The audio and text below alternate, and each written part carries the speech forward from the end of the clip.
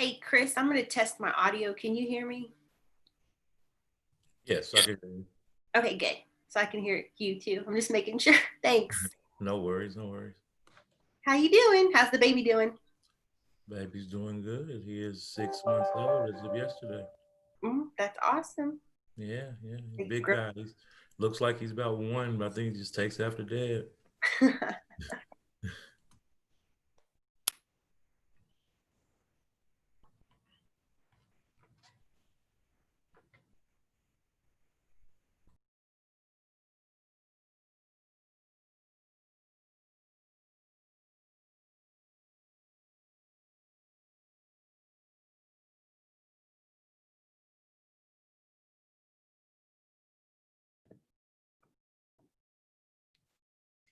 Good morning, everyone. Anthony, we live on YouTube now?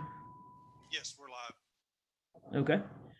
All right. Well, I want to thank everyone for joining us today. I want to call the meeting to order. And if let's see, we're just going to do, and we have a lot of guests today. So in an effort to speed the process up, I'm going to get Tanya to do our roll call by looking and seeing who's present. And we'll just kind of move on to the officers' reports, and we're going to try to make those quick too, so we can get to our guest speakers. And all right, so all right, the first thing it's going to do the chair report. I just want to bring up the COVID-19 alternative work arrangement consideration request. I met with Tony and had several discussions with him and Andrew Anderson about the alternative work arrangements for staff. And if staff are having issues being able to make an alternative work arrangement with their supervisor, they can fill out this form, and the staff person or supervisor and HR can kind of work together, see if they can kind of develop some kind of alternative work arrangement to see if that's possible. And something else, the Staff Senate Executive Committee met with Susan Howarth and her group of the university leadership, and we discussed several questions that were given to us by staff, and we've been working with Susan's team to get those answers, and we were able to get a document sent out yesterday. It's on the Staff Senate page. It's COVID-19 Staff Senate. It's a staff reference guide. It has a lot of answers too. And if we have other questions that we feel that we need to add to there, we can always update that document. And it's also on the WKU's Healthy at Work website. That's been linked. And we've also been using social media to put that link out there. So I hope everybody can look at that document and look over it. It does answer a lot of questions that staff may have regarding COVID-19 work policies. Hey, Mike, I have a quick question before you Yes. go on about that alternative work arrangement request. Is that been put out yet? I was discussing this with our No, university. it is not. It will be out soon. Okay, so it is something they're going to notify the staff that this is available and this is something that they can do. Yes. Okay, great. Thank you. All right. Well, that's all for my report. Does Vice Chair have a report? No report today. Thank you. Okay, thank you, Micah. Emily, do you have a treasurer report? Yes, I have a treasurer's report real quick. The financial report beginning balance was $3,668. There were no additions or disbursements during the month of July, and the ending balance was $3,668. Really quickly, the financial committee has appointed to the two ramp committees that we were able to appoint to, Doug Tate to the Capital Assets Committee and Brian Campbell to the Operating Allocation Committee. Thank you. All right. Tanya, do you have a secretary report? Nope, we're good. Okay. See, Chris, do you have a technology report? Nothing significant to report. And so is Jennifer with us? I don't know. Oh, yeah, Jennifer's here. Jennifer, do you have a report? Yes, I am. I just very briefly, I want to thank those who've turned in their senator information sheets, and anybody who hasn't turned in their information yet, just to get it to us. No big hurry, but we want to try to get them all up on the website as soon as possible. That's all. One thing that we're, just to add to that, the one thing we're working on is on our Staff Senate webpage, we're going to list the committees that each Staff Senate member is serving on. That way, if you have any kind of questions, you can go to our website and kind of know what staff senator to send your questions to. And so I want to thank the communication team for working on that. All right, and let's see what Doug, is there a parliamentarian report? Yeah, I'm finishing up the Staff Senate Guide, the Parliamentary Procedure, hoping to send it out to the Senate for adoption at the September meeting. All right, thank you, Doug. And I guess our next report will be David Brinkley, the Staff Regent report. There's a meeting Friday that I will attend in person. If anybody has any questions or concerns, feel free to reach out. In the interest of time today, I'm not providing any additional report materials and yielding my time back. Thanks. All right, thank you, David. All right, so next thing on the agenda is to vote on the minutes that was sent out. Does anybody have any comments on the minutes? Okay, and all right, so do I have a motion to approve the minutes? I'm motion to approve the minutes. So moved. Second. Second. Okay. I guess Tanya, you real quick, kind of go through everyone to call their name for the vote. Okay, you have to wait a second. Sorry, I don't have the information pulled up yet, but I will get it.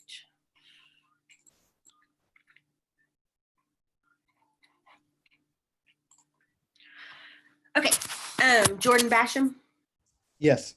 Brian Campbell, Yes. Rachel Cato. I don't think Rachel's here today. Okay, Jordan Cole.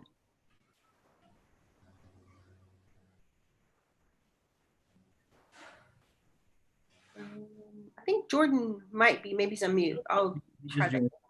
Emily England, Present. Anthony Gilbert,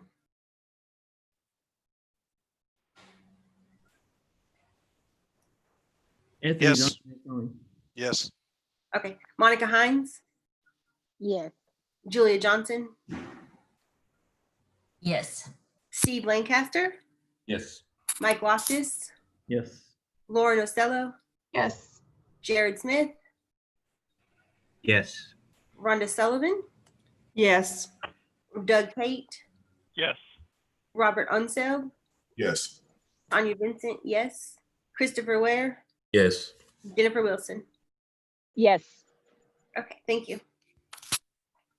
All right, thank you, Tanya.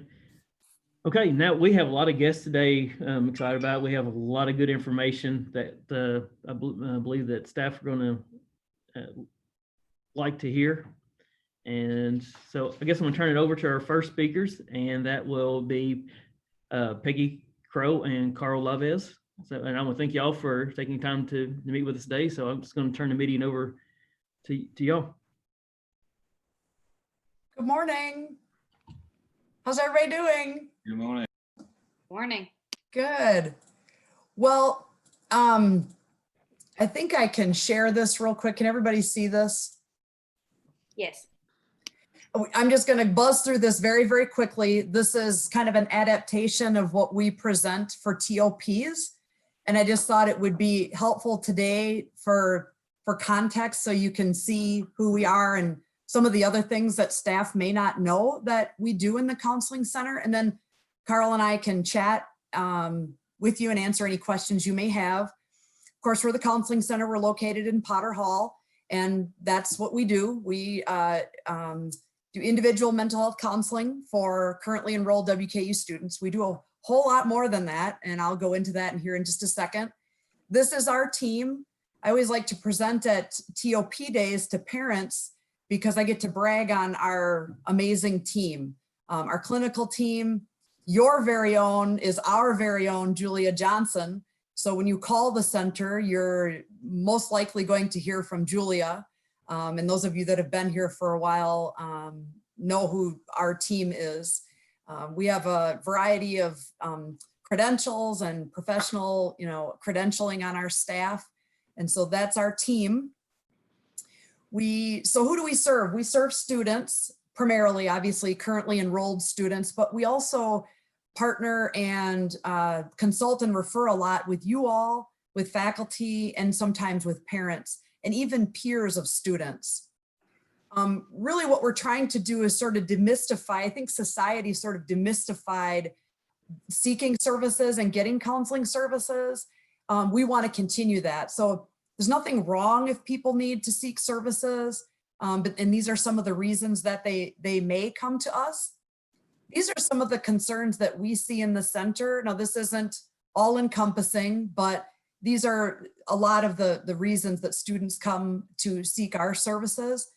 And a few just quick data points, 85% of our clients are seen for 5 or fewer sessions. So generally we're not a long-term counseling center for long-term care, but when that's needed based on our team's credentials and expertise and what the students' needs are, that may be needed.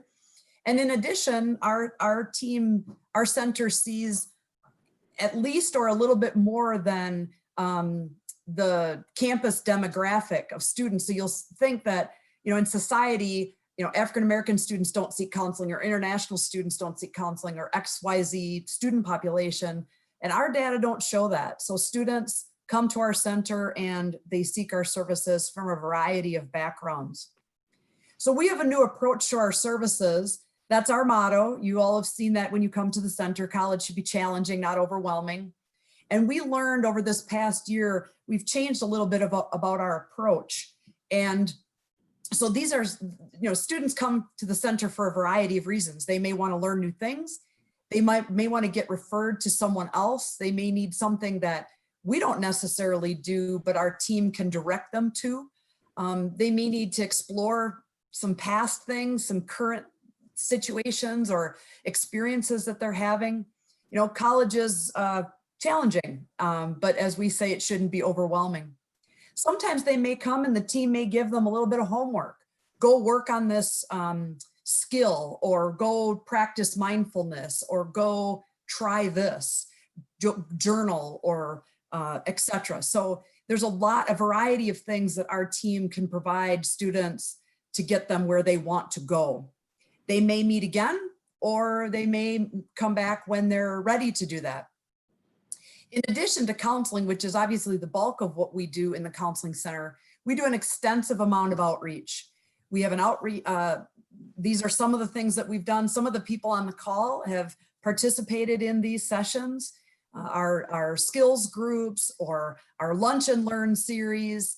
We've been doing that for a few years now, offering a variety of, I've always said our team has such a great level of expertise in a variety of areas, and they have a lot of knowledge. And so we wanted to find a way to get that knowledge out to the university community. And so that Lunch and Learn series has changed every semester based on what we're hearing from faculty and staff.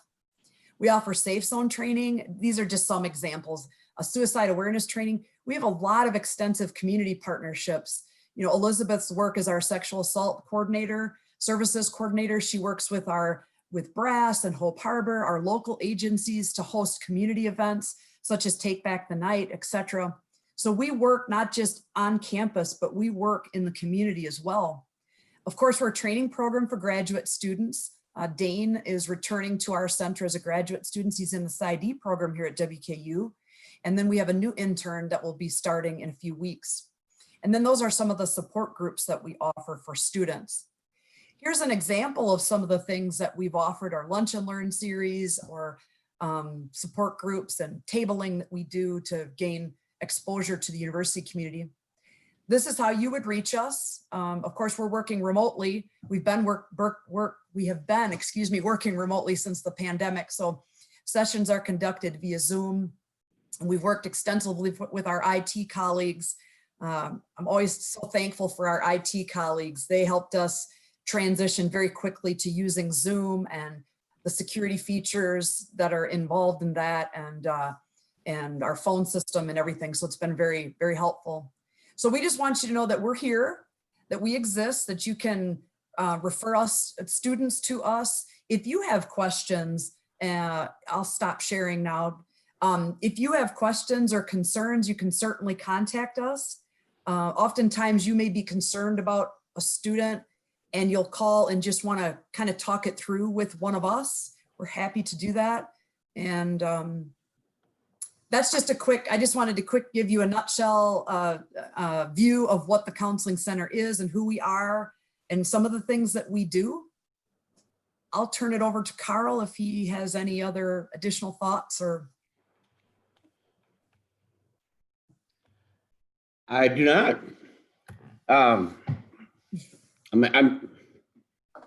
There's always something on my mind and I'm happy to talk, but I think that's a very concise description of what we're doing here at the university. If any of you have questions at this point, I'd be happy to respond.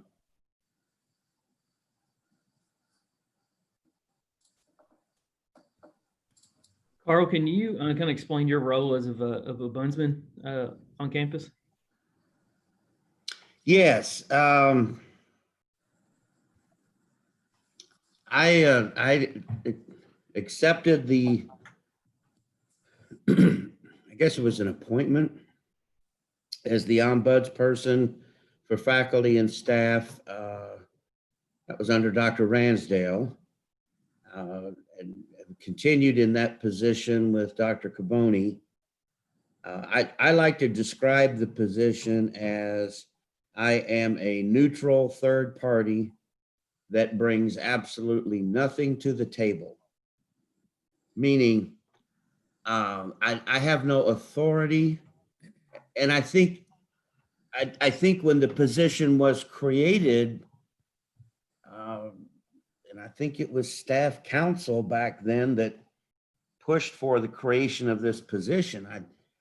I think it was pretty smart that they set it up that the ombudsperson has no authority, because on some campuses, the ombudsman is sort of an administrator. But there are avenues of authority that already exist in HR policy and the faculty handbook. What I appreciate is that the ombuds is really just a confidential, neutral person who sits and listens and helps people decide what they want to do. Most of the faculty and staff that have come to meet with me had a pretty good idea of what they wanted to do. They just needed some clarity or some reassurance that they were on the right track. And once they had that affirmation or confirmation, they would then go back to the appropriate handbook and follow the policies that applied to whatever the situation they were experiencing.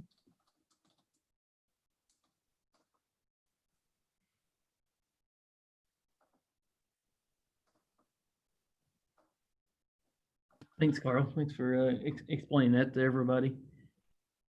Does anybody else have any questions for Peggy or Carl? Mike, I forgot to mention, and I put it in the chat for everyone.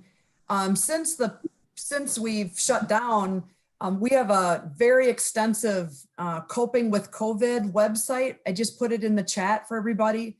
It's off of our website. It's also on the main of the restart planning. There's a lot of great information. Carl, Betsy, Elizabeth, Star even has created videos for you. There's information about anxiety, coping through all of this, continuing on as we're ready to come back to work and learn and study and be together. Some of those resources I think might be helpful. Some of the videos actually that we created early on are really still very timely as we're ready to come back to campus in a couple of weeks, like, partially come back to campus as students return.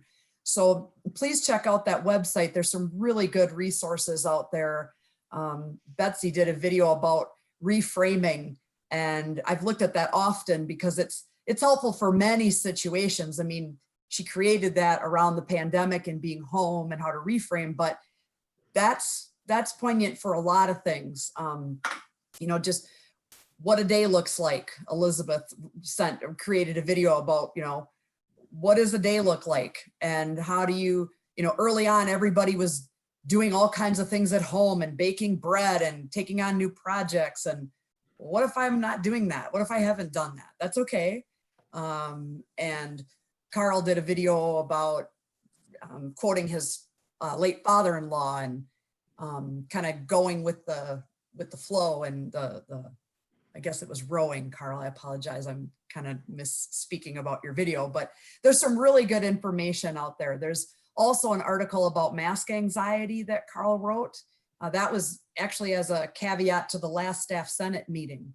So I thank the team for putting together a lot of good resources out there as well. There was one other thing I wanted to, and I know Wade is going to talk about this. Our services, as you know, are for students.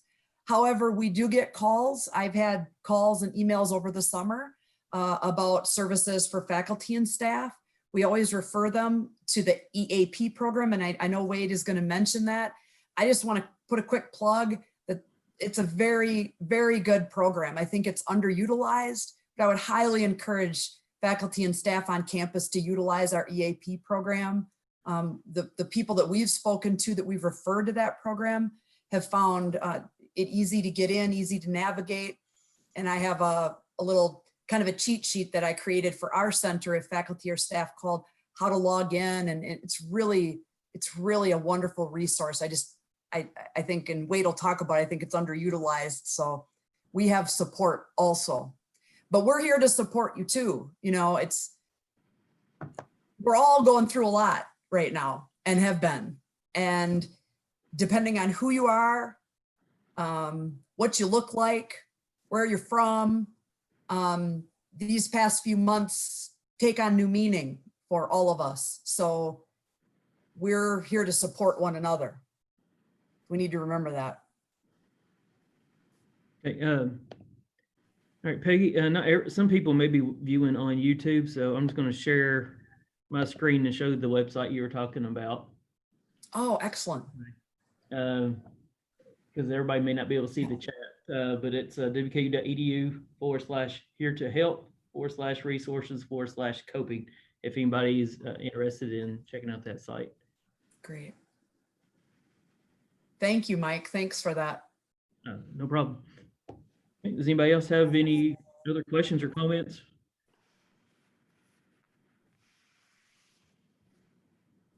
Okay. All right. Thank you, Peggy. Thank you, Carl. And just like Peggy mentioned, Wade Pinker's here to talk about some of the COVID related coverage and telehealth options that we have. And so, Wade, go ahead and take control of the meeting.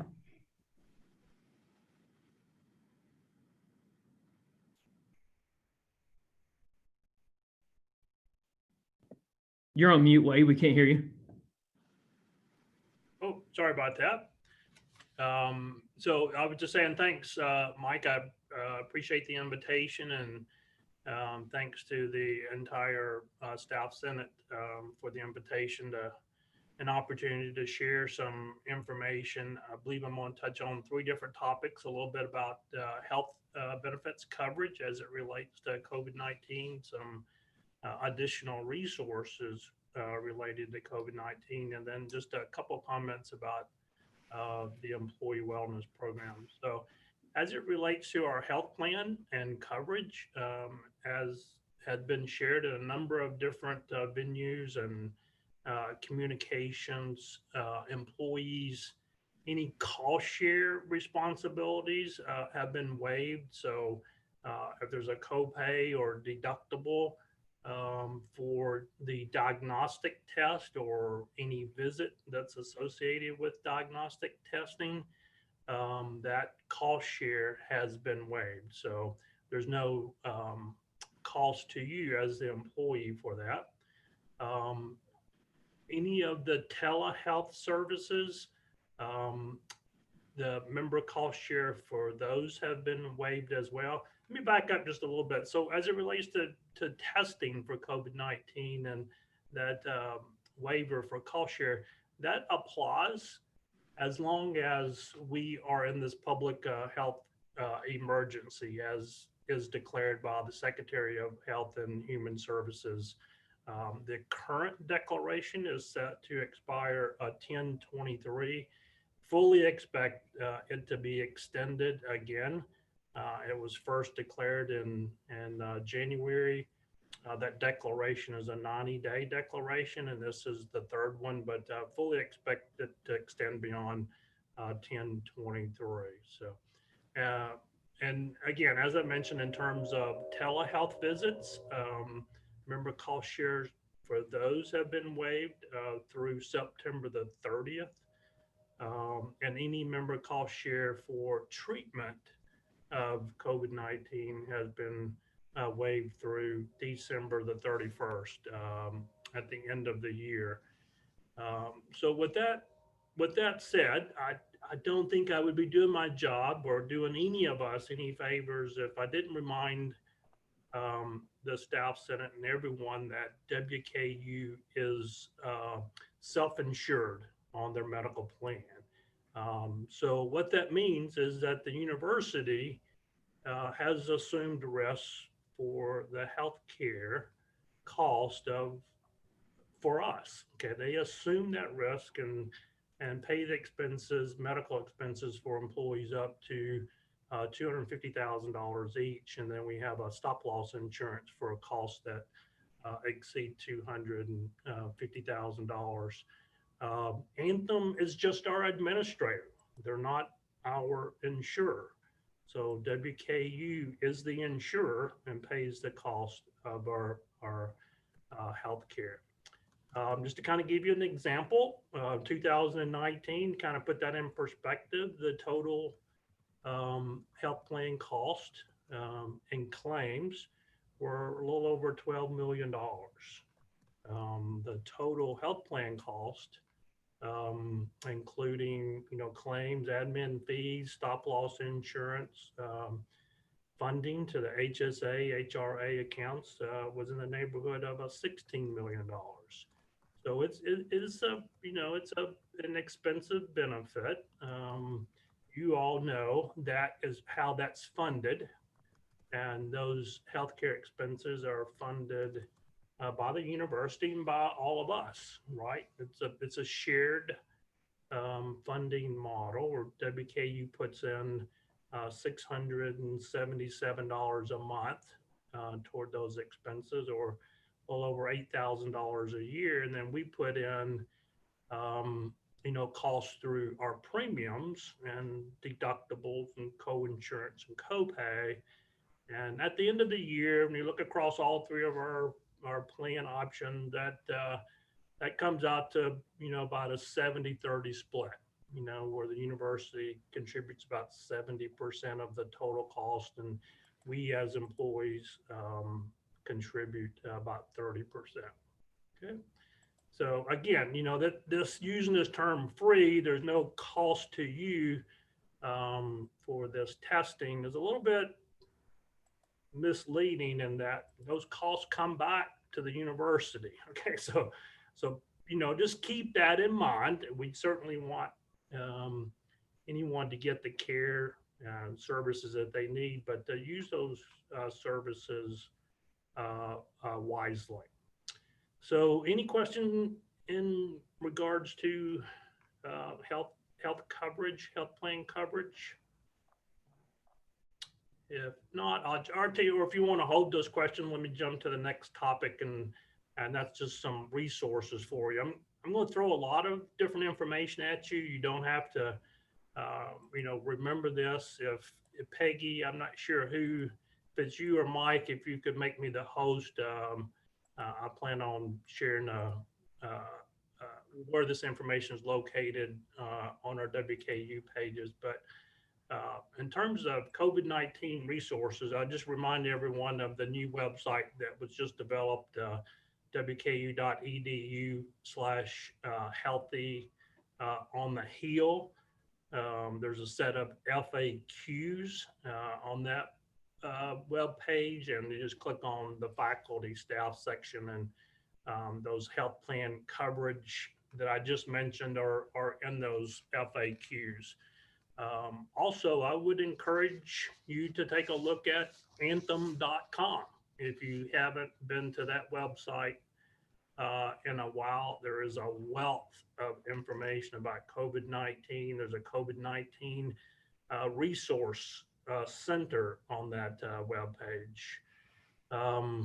And, if you think you might have some symptoms of COVID-19, I would encourage you to complete that self-assessment, that symptom assessment tool on the Anthem website. And it was based on the CDC's recommendations. And from that, if you feel like you need care or need to seek care, to think about accessing a telehealth visit, connecting with a provider through Live Health Online. GGC also has a telehealth hotline or capabilities to connect with the provider before you access the healthcare system. So also, in terms of Live Health Online, you can access Live Health Online for if you have allergy issues. There's a module, if you will, that's developed specifically for allergies. There's a medical module, one for psychology and one for psychiatry. Anthem also has an app called Sydney Health. If you haven't downloaded that app, it's very, very useful. So anthem.com is a extremely useful website related to COVID-19. Another one, as Peggy mentioned earlier, is our Anthem EAP program. So if you're, needing some assistance with, mental health or counseling, you can just go to anthemeap.com. The company code to log into that portal is WKU. Very easy to remember. There's an 800 number 2 listed there that you can call if you want to schedule counseling sessions. That website is just a wealth of information, as Peggy mentioned, and I can just spend a lot of time kind of talking you through what all is on that website. But I would encourage you to go to anthemeap.com as well. So those are the 3 resources I wanted to mention: the wku.edu/healthy on the heel, anthem.com, and anthemeap.com. Share some facts with you, I guess, related to COVID-19 and our health plan membership. So employees, spouses, and dependents, there's about 3,100 members on our health plan. Of that 3,100, we have seen 265 claimants, unique claimants. So there's claims specific to COVID-19. And out of those 256, there's been 9 confirmed cases among our health plan members. And one member has been hospitalized, and that member happens to be a staff person. Okay. As it relates to our wellness program, I had a couple of questions about how the wellness program may change given the environment with COVID-19. You probably all recall that historically in our tier 1 activities, we've had 2 activities, an online health assessment and a biometric screening. And you were asked if you completed the pledge or required to do those 2 activities before we break for the winter break. So before like December the 15th. This year, the new wellness program year that starts in October, we're going to move that biometric screening down into the tier 2 activities and make it optional. So tier 1 this year will only include the online health assessment. So you complete that between October and December. It's a 15, 20-minute activity. You got 3 months or so to do it. So I think we can all do that. In addition to that change, we're also including as an incented activity COVID-19 antibody testing. So if you want to get that test, it's incentivized and you can get rewards points for doing the COVID-19 antibody testing. And one other thing I just wanted to mention relative to the wellness program is that we will be moving to a new platform, a new wellness portal this fall. Company behind that's a company called Vitality. I'm sure you will find that platform from a technological standpoint much more advanced from the one that we have in play today. Many more activities to choose from as far as rewardable activities. You can link up your most all of the wearable devices. There's even a functionality that if you get within, I think it's 50 yards of a fitness facility, it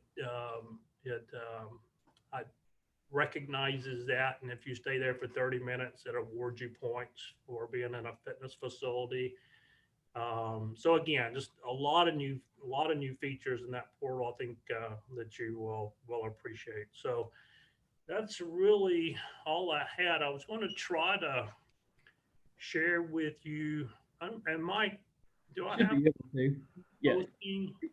You click on the share screen down at the bottom. You should be able to share yours.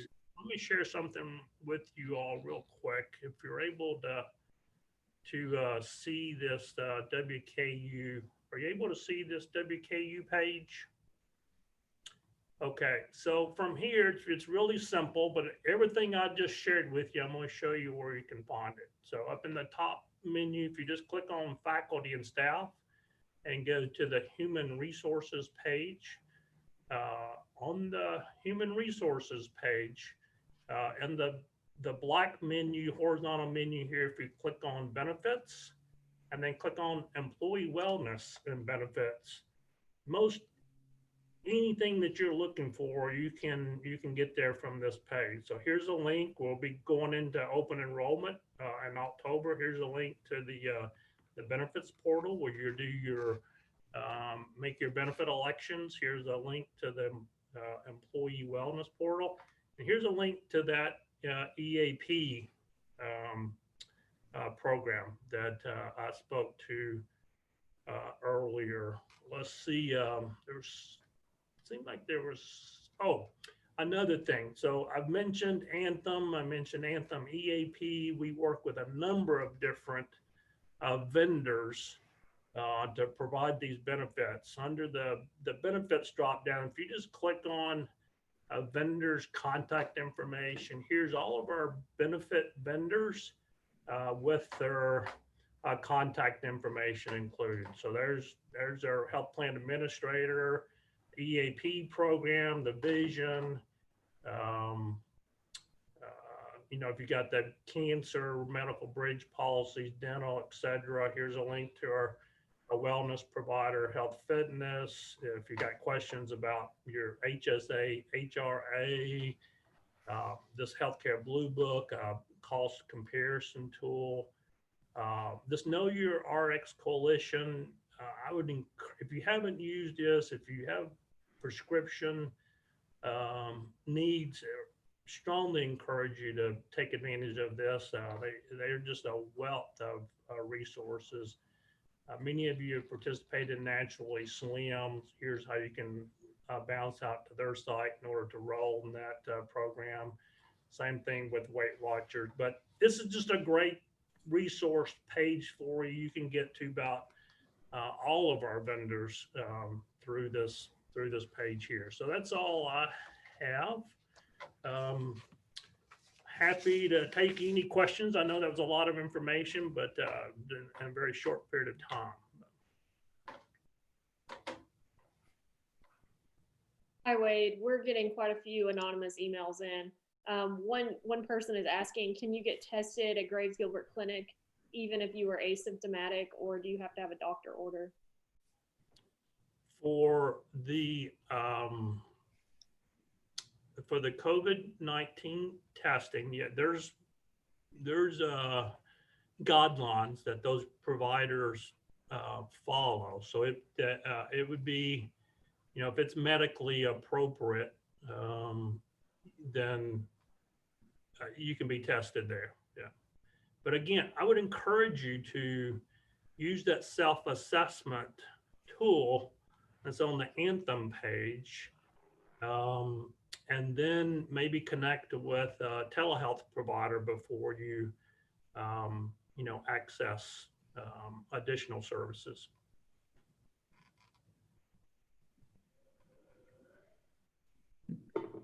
Wait, one question we had come in that says, how will our Top Life Pledge requirements change for the 2021 year? Will we still need to do biometric screenings? If so, will deadlines for completion be extended based on the virus spread? Yeah, so as I mentioned earlier, the biometric screening will be an optional activity, and the program starts in October. So it's still an activity. It just won't be required as it has been in past years. And instead of doing that between October and mid-December, you'll be able to do your biometric screening from October through September of 2021. Hey, Wade, this is Susan. I just wanted to, I thought back to Rachel's, one of the anonymous questions. I thought that we were now, Graves Gilbert would do testing for anyone that wanted to be tested. We still like for people to use the guidelines, the medical guidelines to go through, recognizing it's a one moment in time test. You could be negative one moment and positive the next. So using the guidance, but I thought, so we need to check on that. If you can check maybe with David Oliver, I thought we were allowing asymptomatic people to be tested and we would cover it. Can you check on that, Wade, for me? Yes, I will. Thank you. Wade, there was another question that came in that was regarding health insurance, or not health insurance, life insurance. And it says, if I contract COVID on campus this fall and ultimately die, or someone else in my family dies as a result of contracting it from me, how will that affect my WKU life insurance policy for me and my family? I just need to take that one back. I'm not going to attempt answering that question. I'm not sure I'm the appropriate person. That might need to go to someone like general counsel. Okay. I thought it was a good question, but I didn't know if, I didn't figure you'd have an answer right off the hand. No, I wouldn't attempt that.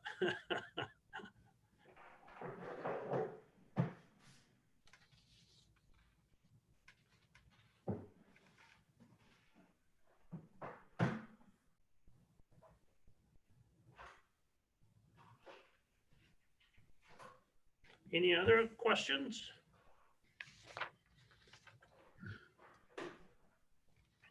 Have we got any more questions, Ian?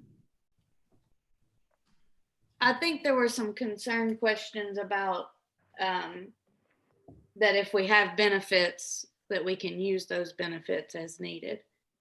But they weren't really questions. They were more statements. I think it was just Yes. a few concerns. Yeah.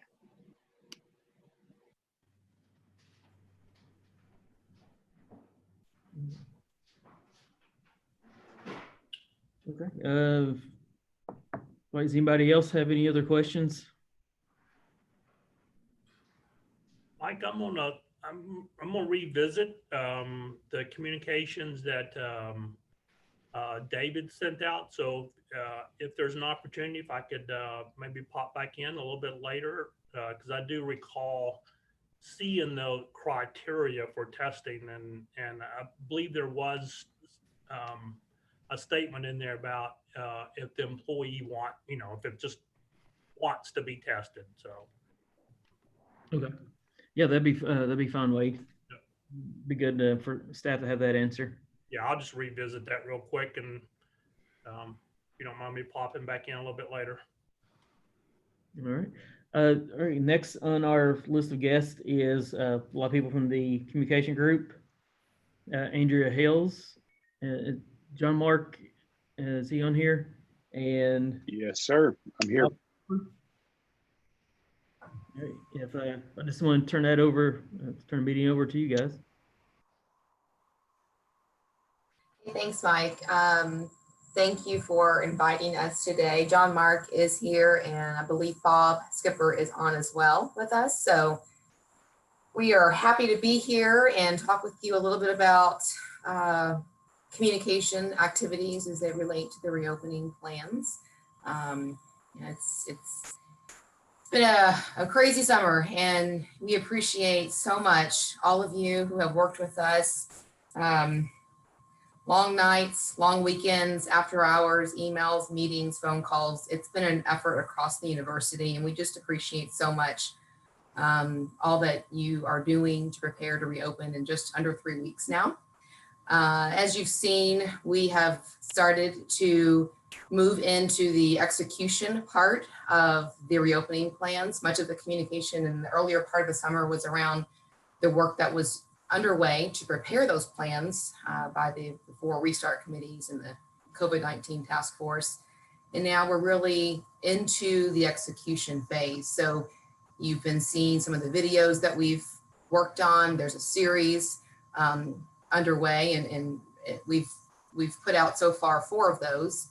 The 4 that are out so far are on academics and dining, housing, and the Preston Center video just yesterday. We have several left that will be distributed in the next few days and weeks leading up to our reopening. Those are focused on our transit activities, bookstore operations, student activities. What am I missing here? Mental health, and healthy on the hill protocols, all the things that our students need to know and their families to prepare to come back to campus. We want them to have the information they need to feel confident and comfortable, and to be prepared and have some time to ask questions and get answers before they get here, so that we can have the most successful restart that is possible. We've really shifted all of our communications at this point on social, our views from the Hill. Everything has really been shifted to our reopening plans to get the information out there in a variety of ways. The videos, just one part. View from the Hill is a supporting mechanism. So the social that you guys see is another mechanism to support. I hope that you enjoyed the open forum this week. We have another student and family forum this afternoon. And then we are doing an additional forum for our international students, working with John Sunnygard and his team to pull that together next week. So I think we're trying to answer as many questions as possible. Thank you for all of those who submitted questions. We got through the majority of the pre-submitted questions and the live questions. The live questions that we didn't get to, which was just under 10, we've given those out to the appropriate individuals to follow up directly with those who submitted the questions. So we were able to get through most of the questions during that hour. and I hope it was time well spent. The website, Healthy on the Hill, is live, and the dashboard is a new feature of that site. And this site really combines the two sites that we've been working on throughout the spring and summer, the COVID-19 and Restart site, to try to put the information all in one place to make it easy for you to grab the resources that you need as you plan and prepare, and to really have a broad understanding of the reopening plans across campus, not just in your office or in your division, but to really have that understanding across campus. I think it's important. And, just from my personal experience, I'm at the age where I have several friends, or actually many friends, who are sending their kids to the Hill for the first time this fall. And so, I think it's important just to be armed with the information, the reopening plans, so that you can help us to be ambassadors and really try to answer the questions of your personal friends. I've been taking phone calls from my friends, and as they work through the plans for their children coming here this fall. So I think it's just important to know enough about the reopening plans to be able to arm yourself with the information to help each other, to help our students, and to make it a success as we go forward. The website is really, it's a living website. We are adding to that every day. I won't go any further into that because John Mark, I'm sure, will talk more about that. As we get more questions, we put more answers out there. So that is something that I encourage you to look at the site, make sure you understand what's out there, the resources, the videos, the forums that we've posted, and just help us to make it as robust as possible. And as new resources get posted, we're working on some 101s, one-pagers on masking, on testing, on quarantines, all these things that we are finalizing. Those things will get posted for you to be able to print. There's signage already out there with templates and easy to access information that you can dive into and use as you finish your preparations for Restart.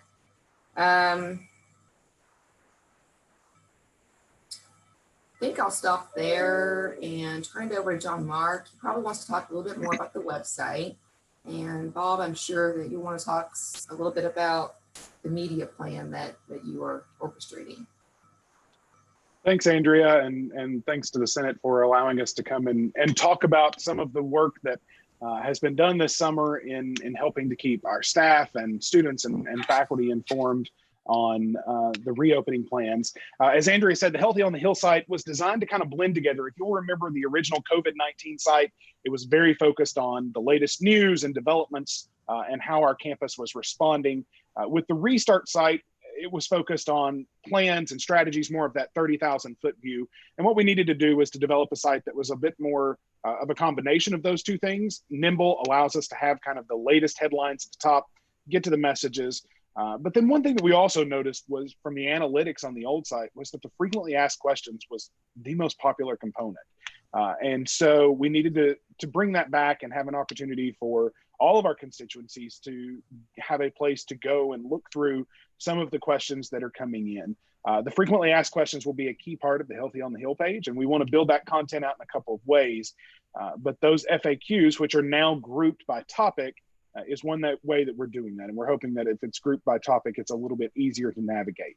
If you're looking through that list and there are questions on there or you have questions that aren't listed, the COVID-19 at WKU.edu email address is still a good way to get additional information on there. Of course, we're working with Mike and the Staff Senate and Julie and Faculty Senate to keep updating the FAQs as well, based on what's coming through these governance organizations as well. I will point out that the email address I gave, the COVID-19 at WKU.edu, that's kind of the question and answer email address. The medical side, the reporting email address, the COVID exposure or testing and tracing questions, the medical side of things, that's still covid.help at WKU.edu, or the 24-hour response line, which is 270-745-2019. And that's going to the team in emergency management who are in constant contact with the public health officials there. As Andrea alluded and Wade as well, we want this site to be something that is living and a good resource for the community, make sure that it meets the needs of our staff and students and faculty as we move closer toward students' return to the Hill and the resumption of in-person classes. So if there are ways that we can speed that evolution up of the site, if there's additional information or additional components that would be helpful on that site, please let us know. Yesterday, the guide that you all developed is now listed under the faculty and staff resources section of that website, along with those printable signage and the forms to request PPE. There's a lot of information, and there's a lot of information in a lot of different places. If we can help do anything by putting it on a single site to make it easier to find and access and make sure that everyone feels comfortable with the process that we're all going through as we prepare to resume in-person operations, we're glad to make adjustments as needed to do so. With that, unless there are questions specifically about the website or things, I'll turn it over. I will add one more thing here. Andrea mentioned kind of the social work, but I'll also put in a plug for helping share that content out. Staff across the university has worked very hard this summer. As Andrea said, it's hours, it's weekends, it's evenings, but these videos showcase that work, the work that you all have done throughout the university, and they help everyone, all of our constituencies, understand the preparations that have gone in to making this possible and making this return to the Hill something that we're excited to do in just a couple of weeks. Bob? All right, thanks, John Mark. As you can imagine, we're getting plenty of questions from news media wanting to know what's going on, what our plans are. And so we're responding to those, trying to make sure that accurate information is out there and that people understand what's expected of them when they come to the campus. So if you get questions from media and you want to funnel them toward me, I'm more than happy to help deal with those. I'm not trying to steal anybody's thunder if they want to talk, but that's my role, and I'd like to help out as much as possible. And a lot of what we're doing, we're working together with other people. There's been a great collaboration working with WKU PBS on the videos, and just amongst our people, my staff, John Mark's staff, working with the president's office, and trying to make sure we have consistent, accurate communication going out. And anytime, if you have a question or something is you don't understand something that we've put out, reach out to one of us, because you're probably not the only one that's having a harder time understanding it. And we want to be as clear as possible. So since we have a good representation of our friends from public broadcasting here, I'll give them a plug for these restart videos that they have worked on, as well as the video content that started up in March and April when this situation first started developing. They have talk about a team that works the countless hours.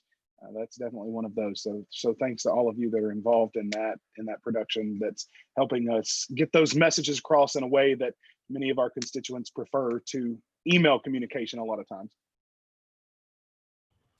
Go Tops.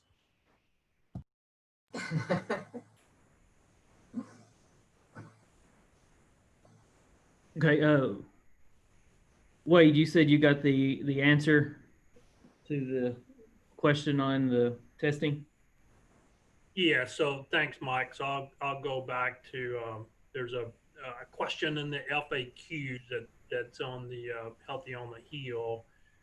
Question is, as an employee, can I be tested for COVID-19 on campus? The response says Graves Gilbert Clinic will provide both PCR and antibody test on campus. Testing is currently available if individuals meet one of the criteria outlined by the CDC or the Kentucky Department of Public Health, or as ordered by a physician. The criteria include individual displays symptoms consistent with those identified for COVID-19 infections.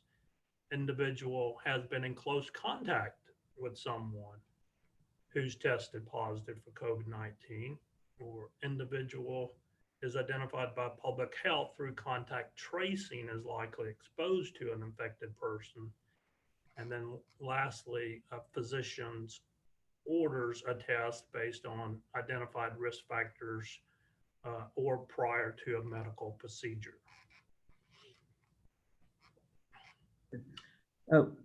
Wade, after you got done speaking, we had several comments. People felt, I guess they were a little concerned. I guess they felt like they have the benefit, but you encourage them not to get to be careful with the testing. I was wondering if you could clarify that, and what's the position? We were in a meeting this morning earlier with Chris Thorne, CEO of Grace Gilbert Clinic. They will not refuse anyone a test. If someone wants to come into the clinic and be tested, they will administer the test, whether they meet those criteria. Those are the criteria where we want people to be tested, or we're looking for people to get tested. They will not turn anybody away. Yeah, Bob, that's what I was thinking. So we probably need to get that website updated, because I did think, thank you for clarifying that, Bob, because I was almost positive that I did hear that from David Oliver.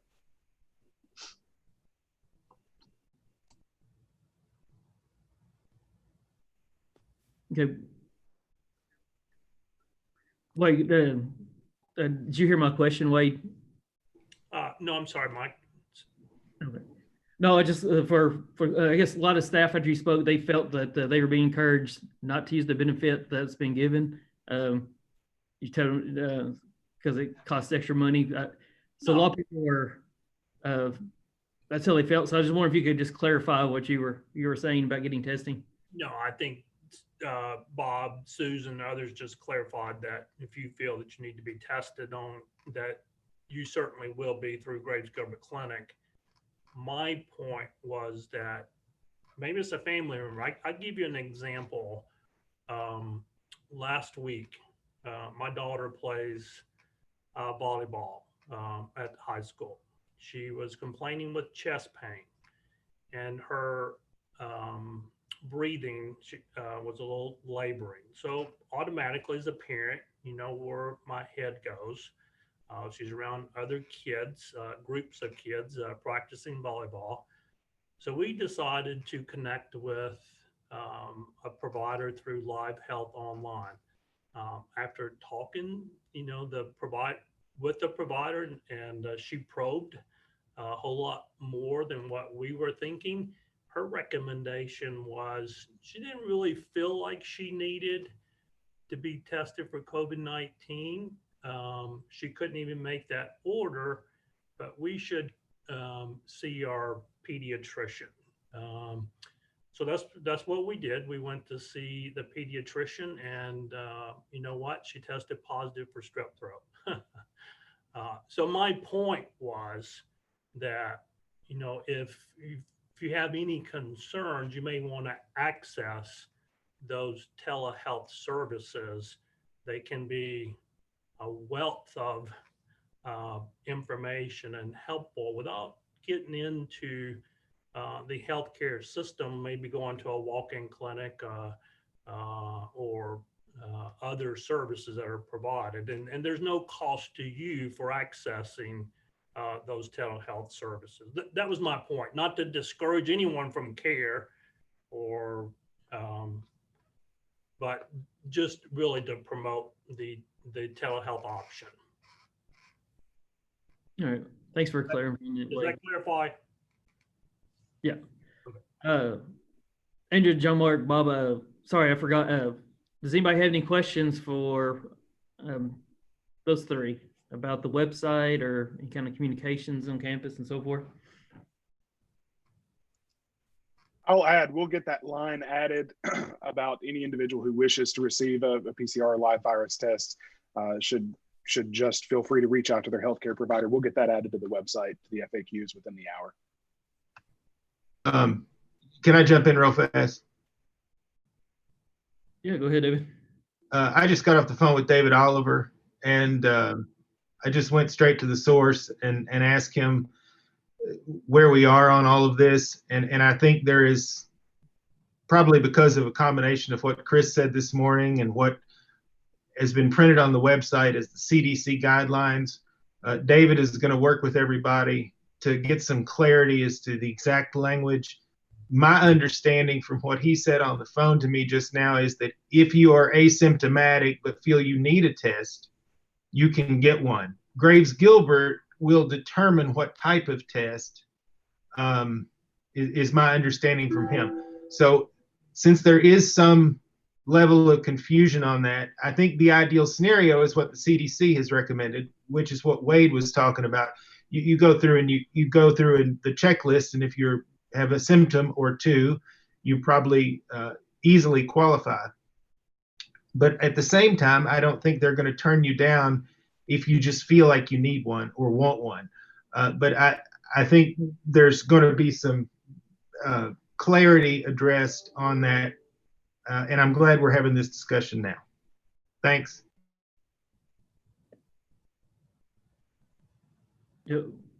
Yeah, I appreciate that for clarifying that, Wade.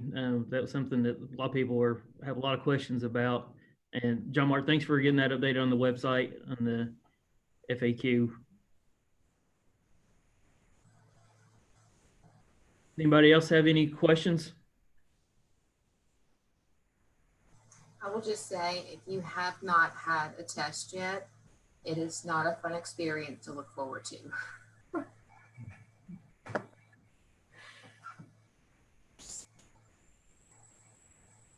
Yes, you have one.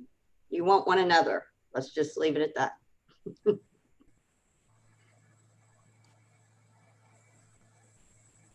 All right.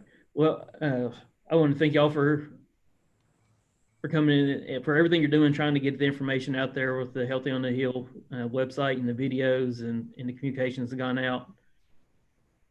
And I guess we'll move on to our next speaker, Rebecca Russell, and she's going to give us a budget resource update. Good morning, everybody. It's good to see you all again. I'm so happy to see you all are well and able to join the call today. I just want to say thank you for inviting me to stop by. You all have had a lot of guest speakers today and a lot of information. So I am not going to give you a lot of pre-prepared remarks because I feel like I just want to answer questions if you all have them and kind of start there. But as you all know, I do want to say a big thank you to all of you first and foremost, because we are all being asked to do extraordinary things this year. It is a year unlike any other. And quite frankly, I hope we don't have to experience more years like this. But I do know that we are changing a lot of processes and procedures, and there are big things that we are doing differently these days. So a big thank you to you all for being adapted and flexible and understanding as we go through these processes and changes. Especially from a budget perspective for the entirety of campus, things are very different and unique this year. And I know it kind of sounds like a broken record that we're hearing this from a lot of people, but there's no really other way to say that. So thank you all for being flexible and going through these changes with us as we figure out the best way to move forward this year. And then the other thing I want to stress today to you guys is that the budget office on campus is here to be a resource for you and your departments. As we navigate this unprecedented budget time and uncertainty and a lot of questions and things that are happening, we have established a lot of reporting and tracking and analysis that we are happy to share with you and your department to help make this easier for you all.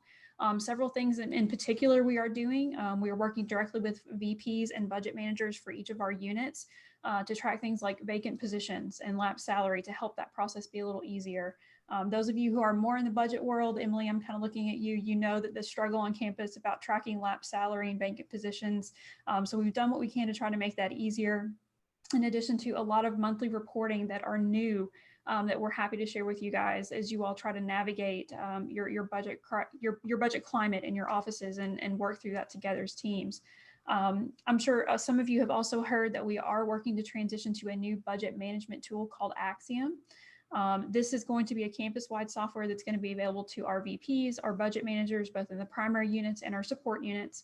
And that software is going to allow us to do a lot of really cool things like long-term forecasting and scenario planning. So as we move through the year, we have to pivot and we have to be flexible. We're going to have the resources to share with campus to help make those decisions easier and make them more clear and make communication better about those processes and what that looks like. More campus information is coming on that. In fact, Susan and I are showing that to the board on Friday. So I'm excited to show them a demo of the system as we're getting started with that. We're starting campus training already. That's going to start to come out more so in the coming weeks as well. So some of you guys on the call will see more about that, but you'll hear about it for sure. So really, I just wanted to come by, and I was talking to Mike about this earlier about the best things that I can share with you guys. And really, I just want to stress that we are here to help you guys in your departments and answer any questions that you have about processes and procedures and how things are looking and how things are going. I do want to say a big thank you to everyone as well, because our spending is down. So we're doing a great job being conservative and watching those things and reevaluating the things that we've always done.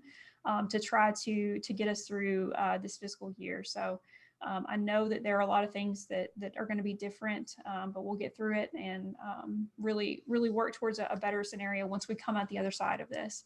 I know it's hard to think through that right now of everything feels really crazy, but we are setting ourselves up to be better in the future. So I'm excited at least for that perspective. So if you need some silver lining, there's some at least for you. So really, I just want to hear from you all. What questions can I answer? What concerns do you have? What things have been on your mind? And we can start there if that sounds good to you all. Are you guys tired? You've had a lot of speakers, so. I'll just jump in real quick. You said that training would be coming soon for this new software. Yes, ma'am. Will that be all the way down like to my level, which is budget manager for my area, finance manager, or is that going to stop at a higher level? Right now, it's going to stop at a higher level. We do have a limited number of licenses for the Axiom tool. So one of the things that we will do as we go through this process is to see and evaluate, do we have enough licenses? Do we feel like more people need to be in the system on a daily basis? But right now, it will stop at the budget manager level for each division. And essentially what we're hoping folks will do is work together with that person. If there are reports you'd like to receive monthly, weekly, quarterly, those kinds of things can be done to arrange to send you information. And then I really do think about a year from now, maybe even 6 or 8 months from now, we'll reassess how that's working. And if at that point we feel like we need to extend licenses, we'll have that conversation. But initially it will be at the division budget manager level. The main reason I ask is we're very unique compared to everyone else on campus because we have a separate audit like athletics. And right. So that might be a really useful tool for our area. Yeah, so. I'm happy to sidebar with you, Emily. We can have a conversation around that and see what that looks like and see what options we have, and see if it would be a tool that you all would utilize to a high level, and we can certainly have that conversation. I'm happy to. Thank you. Yeah, of course. Hey, can I ask the questions that have come through on the Yes, please do. Yeah. anonymous site? There are 3 that have come in almost back to back. You know how this works. Yep. Rebecca. I'm going to ask them in the order that they arrived, and they all arrived at 11:11, which is kind of cool. How long will we have to send a paper form to use the Pro Card? Why isn't this electronic? That's question 1. Question 2 is, when will the detailed expenditure budget be available?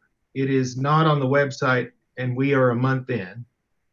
I'll stop there and let you address the first. Let me address the first one first. The ProCard maintenance form is not intended to be paper. We are hoping that people are using that electronically. I am not receiving them by paper at my level. I'm only receiving those electronically. So if folks are being told they need to print that and physically sign it, they do not have to do that. They are welcome to use electronic signature, and they are welcome to email that form back and forth. It does not need to be printed. I'm happy to discuss that with individuals. My phone is open. I'm happy to talk about that on a department individual level, so we can clarify that. But hear me now. I am the proponent of no paper, which is one of the reasons we're moving to Axiom, because I want to get away from paper and moving around things between offices. So please feel free to email and use that form electronically. It should not be printed. The second question about the detailed expenditure. We have that and we are reviewing it. Same thing, I'm sure people may ask about the budgeted salary book. Those 2 are actually still under review for our department. given some of the situation and challenges we were facing rolling the year and then moving between FY20 and 21, they got pushed down on the list just a little bit as far as to-dos. They should be out by next week. Okay, I'm going to follow up with the other. We've had two more that have come in. One may be tied to the first. It says, if spending is down, is there an update on policies for purchasing, maybe streamlining to our paper-based process? That's a question. Sure, absolutely. My understanding is that the current procedure and policy will be reassessed after the end of the first quarter. We are preparing to show quarter spend reports to senior leadership once we get through this first quarter. And then from there, that process is going to be reevaluated. You know, Susan may jump in here for more details, but. Well, so the provost has talked to the president around some issues out in the academic areas around pro card spending. So he's wanting the provost and I to get together and see if there are things that absolutely have to go through, that folks don't have to jump through the hoops to get this pro card exception. So I meet with the provost next week, and we're going to try and decide what we can just let go on through and what still needs to be looked at and reviewed by you and Christy. And I do want to stress too to campus that is a living process. We have discussions around it all the time. As Susan said, she and the provost are already making discussions occur about the ways we can streamline that process. We know that it's cumbersome, and we know that we're asking folks to do some extraordinary things. I will say that it is working. You know, folks really are evaluating what they're spending money on, what is something that is an immediate need versus what might be able to wait until further down the year, and those kinds of things. And I think those questions are good at their core. We should always be asking those things to make sure we're doing the best thing that we can be doing. And I do want to say I appreciate patience on campus. That procedure is something that we're constantly evaluating. There's been another follow-up related to that, and I'm going to ask it. Remember, I don't write these, I'm just reading them. When will the requirements to get approval to buy a pencil end? We are wasting an incredible amount of money on necessary expenses. And I can say as a follow-up to this, I didn't write it, but I will add on the amount of administrative time to process a request when the administrators, like me, are reviewing this monthly anyway, and our spending seems to me counterproductive. I don't I will say this, Rebecca, I respect you all on a budget that's supposed to be ours. And that's, I didn't write the question, but I'm just following up. And yeah, and I think, you know, I think Susan's, you know, planned meeting with her and the provost and the president is the starting point for that conversation of, do we feel comfortable with making some changes to that process now? And this is a question we're getting from all of campus. So it's something, again, that I think we, you know, at least senior leadership is going to reassess and hopefully. I know of at least one instance, and I'm sorry to tack onto this, but it made me think of it, where I think I filled out one of these forms, or I had to process one of these. So that touched 3 different people for $6.23, plus what happened up the hill. And so if that is the way that we're going to do administration, so you've got labor cost for 3 people down here, a couple of people up there, I just don't see how that's saving any money. But that's an opinion. I understand that there may be other issues like out of control spending in the academic world or something. I don't know. But I'm just going to trust you all that there's a purpose. Okay, sorry. I'll get back to the questions. Can you explain how the FY20 state budget impacted WKU's budget when Governor Beshear announced no cuts to higher education? Yeah, so we're actually answering this question a lot out of our office from folks who heard the governor's address last week when he talked about this. So the FY20 reduction that he said did not come to fruition dealt with last year's budget. So the budget that would have run from July 1st, 2019 through this past June, right? So we had anticipated a 1% reduction would come to the university, which equated to about $750,000, $760,000 that we would not receive from the state prior to closing last year's budget. The governor announced last week or whatever day that was, that it did not end up coming to fruition. And so what happened is that the university did receive that 1%, meaning that we did not have to make any cuts in last year's budget to cover that reduction. So instead of having to pull back $760,000 across the units on campus, we were able to balance out and work through closing FY20 without additional reductions. Now, we are currently in FY21, meaning we rolled to a new budget year on July 1st. We do not yet know impacts to FY21's budget from the state level. That's something that we're not going to know, unfortunately, for several more months to come. They are tracking revenue internally at that level, but we just aren't going to know what that's going to look like until that process keeps going for a little while longer. So the 20 announcement reflected last year's budget, not the one we are currently operating in. I appreciate that. That's a good answer. They've all been good answers. I don't mean to sound like that. I've got two more that have come in, one at 11:16 and one at 11:18. So I'm trying to turn these very quickly. Are existing contracts being reviewed for potential cost savings, and who is responsible for that process and final decision making? Yes, they are. And those are being reviewed at the senior leadership level. So Susan and the provost and the president do have ability to make decisions on those current contracts.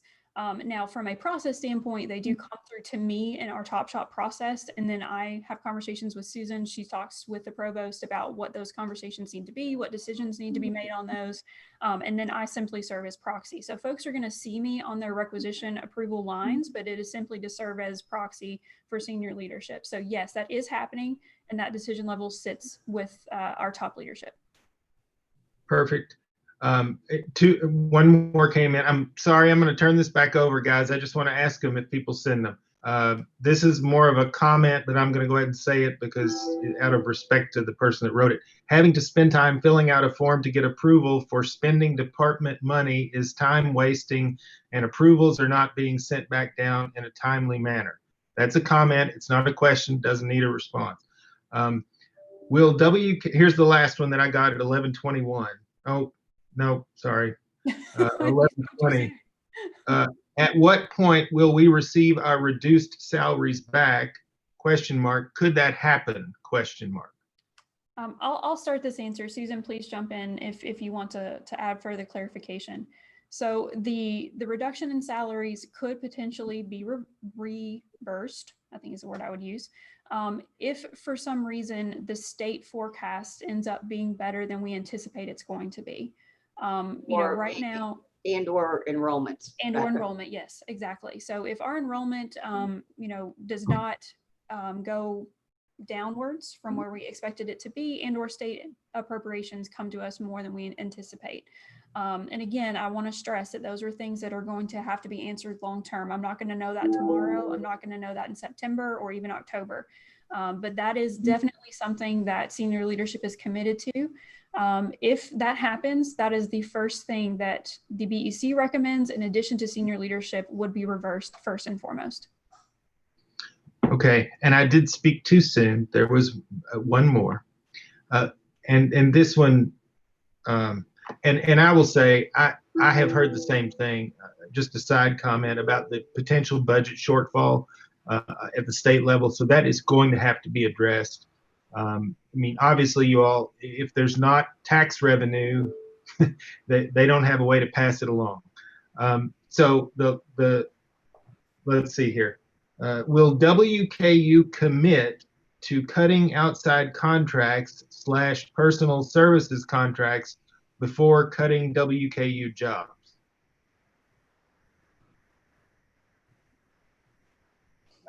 I'm passing the question along. So I guess I think that's a yes, absolutely. I think absolutely, the yes, is committed to saving jobs. He has said, I think he even said it in the forum the other day, that he does not want to send our employees out into a labor market that's really almost non-existent right now. So yeah, David, I would say that's a that's kind of from my standpoint, I mean, consulting contract versus someone's job, we'll always save a job. Yeah, had I read that question before I asked it to you all, I probably would have just answered it, because I agree. I mean, I see nothing on campus that would be contradictory to that. Right. Certainly in this climate. Thank you all. That's all the questions that aren't personal directed toward me that came over. So, oh wait, sorry, there's one more, and I swear I'll end after this. What will happen to promotion requests for employees that were submitted before COVID?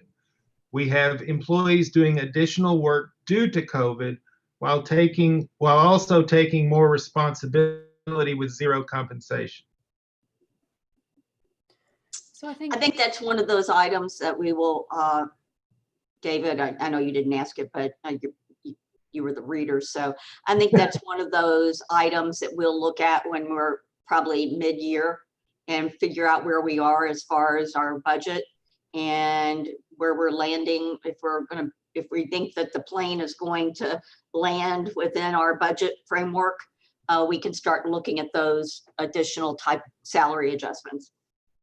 Thanks you all. I appreciate your concise and clear answers to the questions exactly as I read them without proofing them first. So I appreciate your patience with me on that. Thank you. Sorry, I have one more follow-up question that I received via text that's anonymous, and it's anonymous because I do not know who sent it to me. Will you ask about saving money on top admin searches? Then it says, President plans on searching for 2 new deans this semester, probably use search firms. That they're probably going to use search firms for these searches. And is that something that we might try to save money on? Susan, I might ask your information on that. I had not heard that. I had not heard anything about it either, Emily. I don't know. I mean, I know that I guess Dean Snyder is, I guess this is the last year of his contract, but nothing has percolated up to me around when they're going to do a search, if they're going to do a search, whether we're going to use search firms, nothing like that. So I don't have any information on that. Thank you. Sorry, I really don't know who it is. I lost all my contacts a couple of months ago, and I don't have everybody.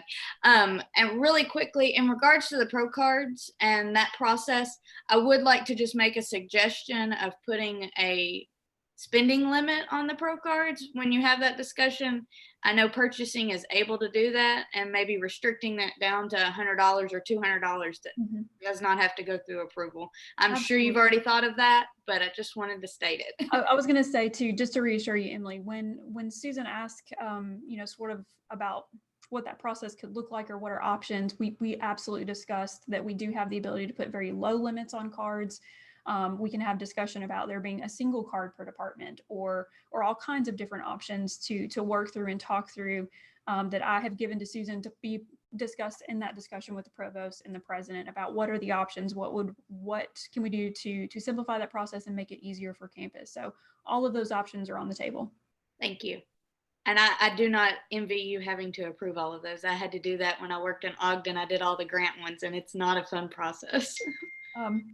There's a lot to it. I'll leave it at that.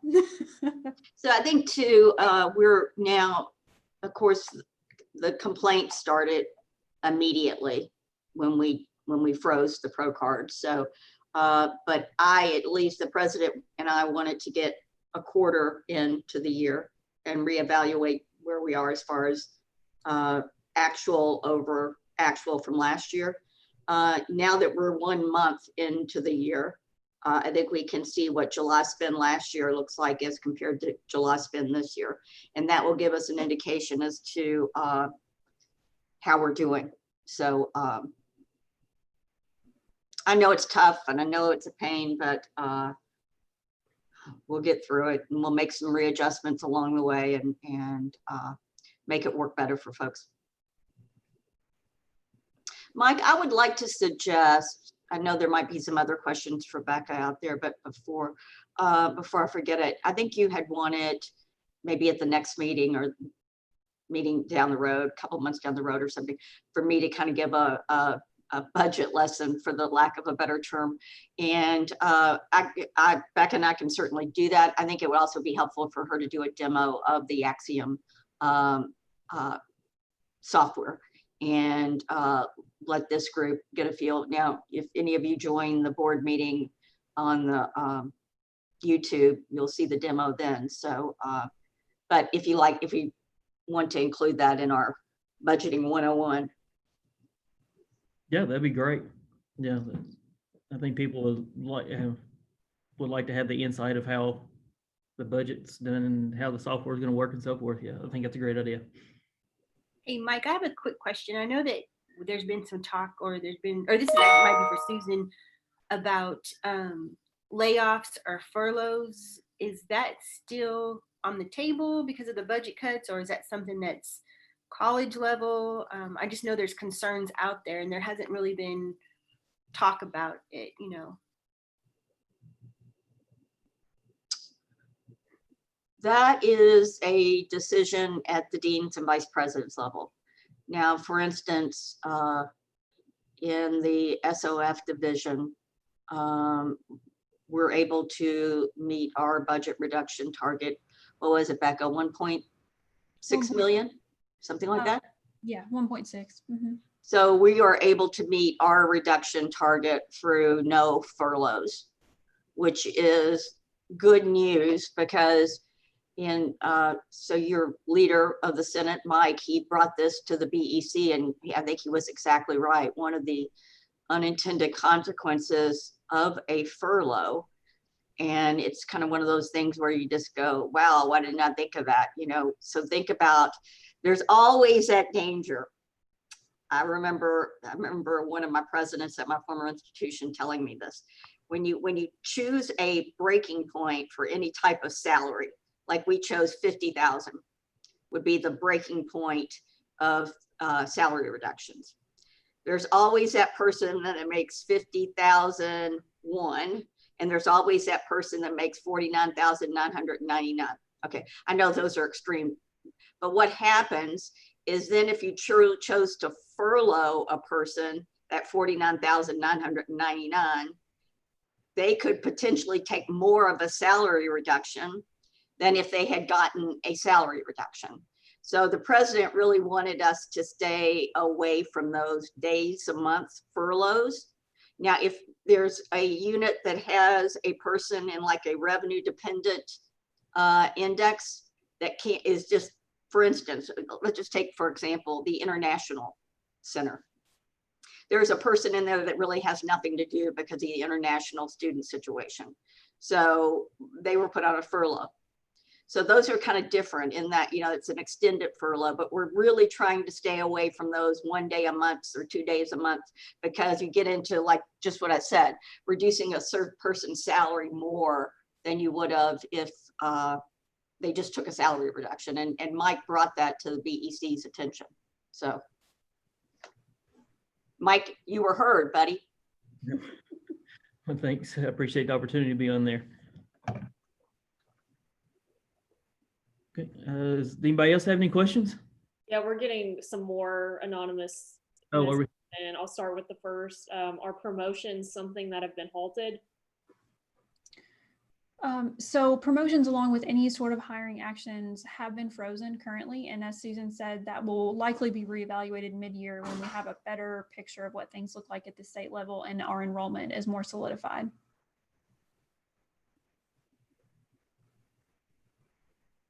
If we're committed to cutting consulting contracts before WKU jobs, why did we cut salaries before cutting contracts? Another anonymous question.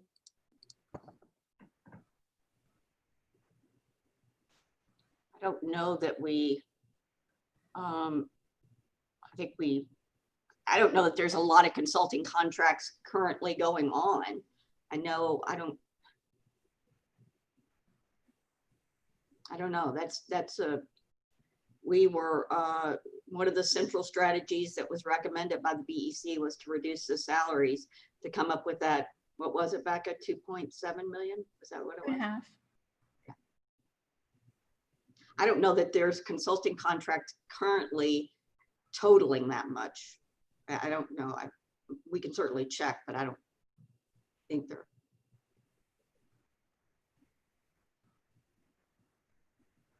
And there was one way back when before y'all started presenting, but it touches on what Tanya and the layoffs. It just was, is there consideration for voluntary layoffs? So not the, I guess, university sanctioned layoffs, but if someone wanted to voluntarily do that, is that something that can be done?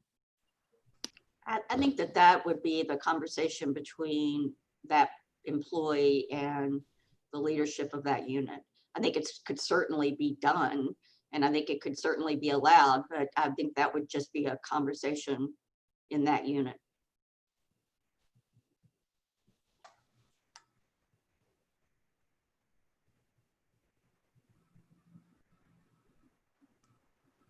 Okay, Hazim, is that all the questions that's come in through our email?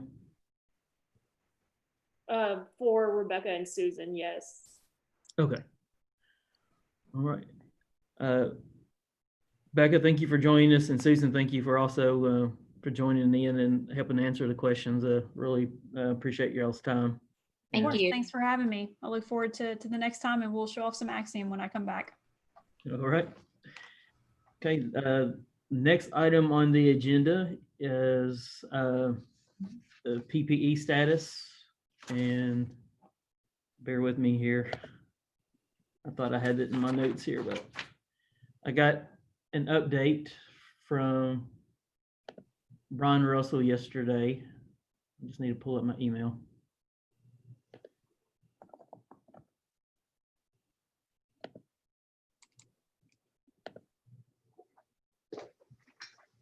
Okay. Brian has said so far they've received 160 requests, and some of the requests are from multiple departments or areas, and they have delivered 2,822 reusable face masks so far on campus. I know that we have, and he said that it takes anywhere, they would like to have about, I think he said like a week notice on for the request. Sometimes they can get them sooner than that, just depending on the availability of having someone to deliver them.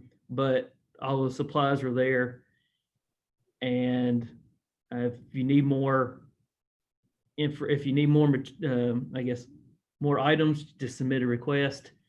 And if you look on our on the Healthy on the Hill website, you can click on the faculty staff resources, and there's a link there to request more PPE on campus. And let's see.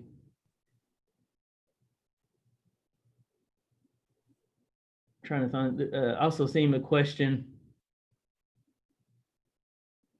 It says, how frequent is PPE distribution? Is what we receive supposed to be for a month, semester, 6 months? The amount of PPE we receive from my staff, as I had like 9 people, say it wasn't enough. But from what he's telling me, basically, if you need more supplies, just submit more requests. And so does anybody have any questions or comments on PPE?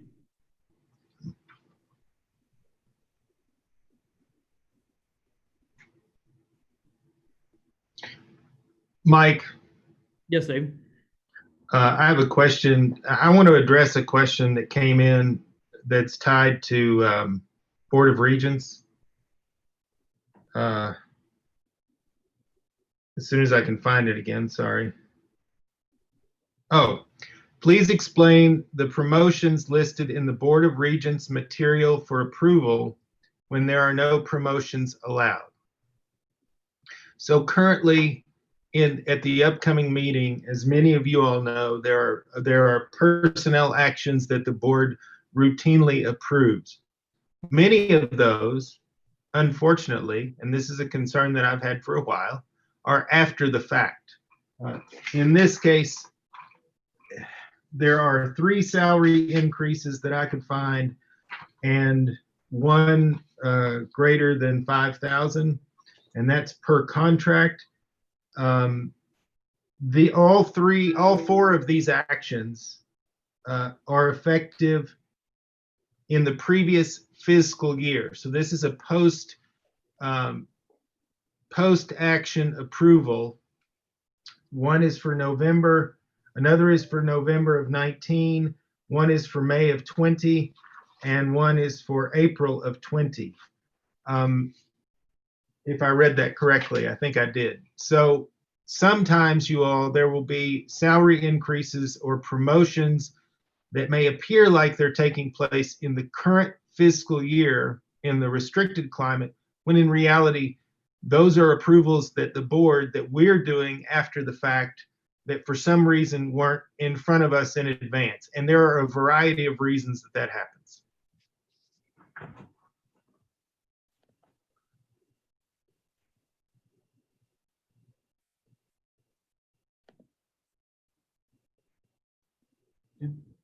All right, thank you, David, for bringing that up.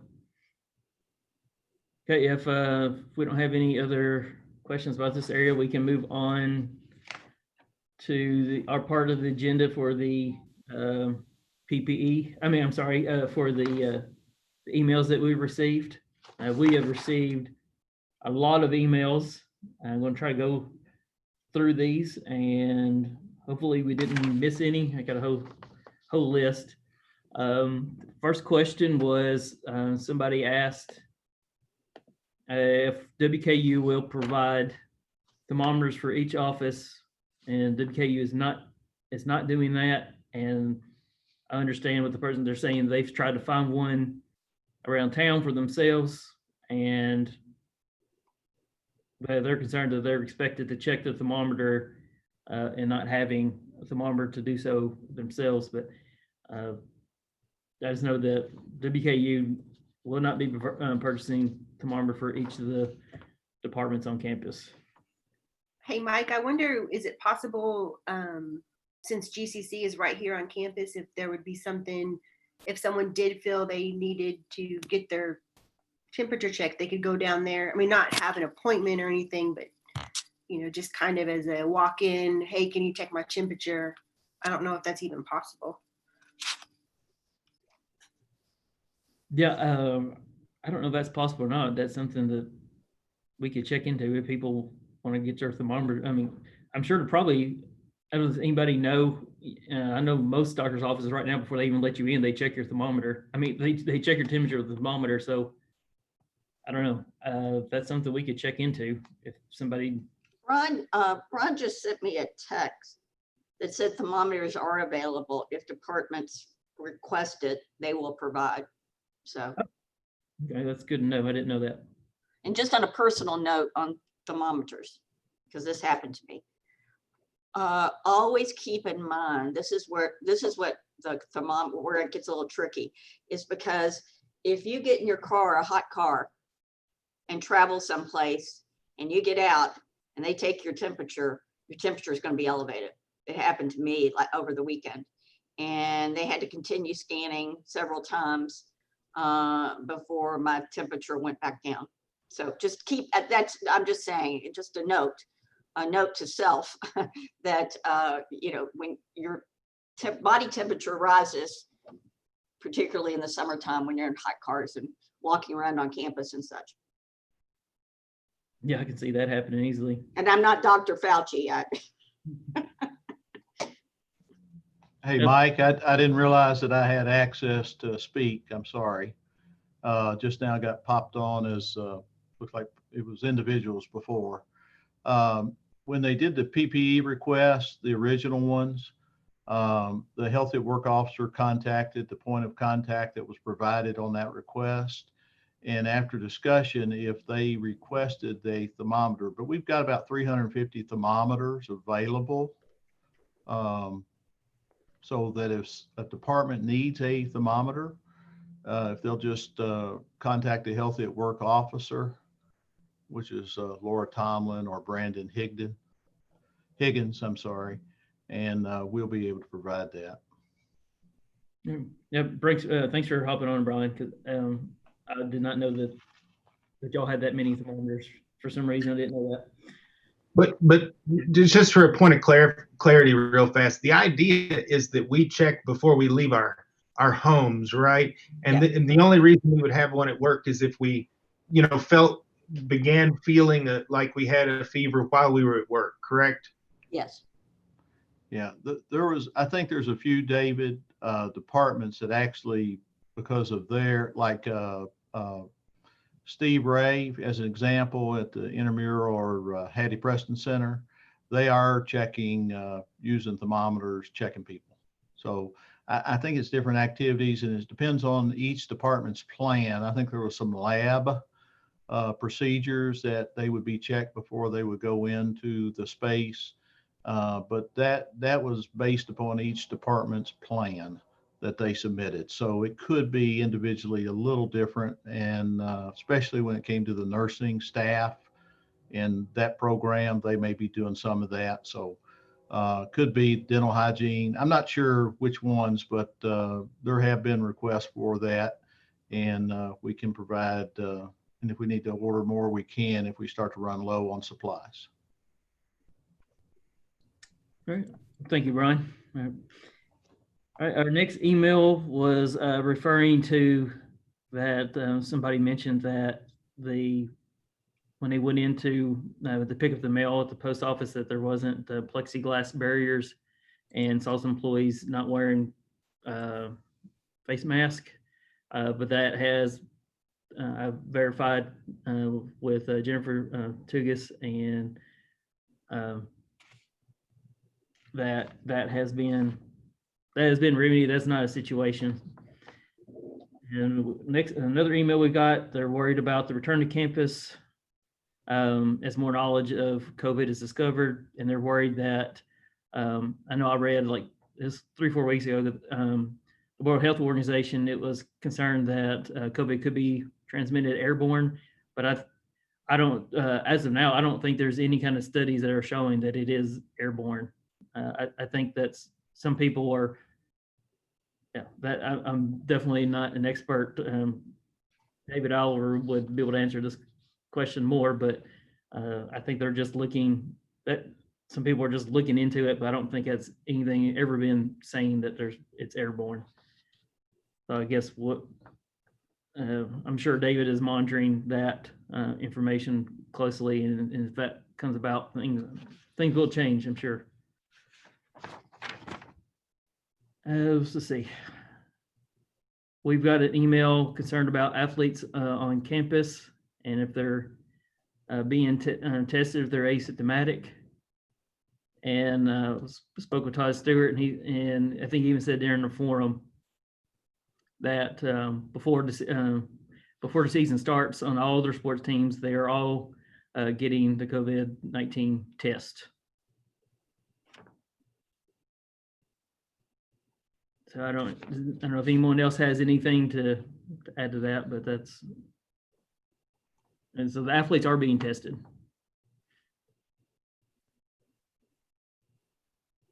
And so we got an email that said, what power do departments have to review service to faculty, staff, and students who do not wear masks on campus? And I got a response from David Oliver on that, as the governor well, so basically any kind of questions or issues of non-compliance can be emailed to the covid.help@wku.edu. And if you email your any kind of non-compliance issues, they will help remedy that situation for you.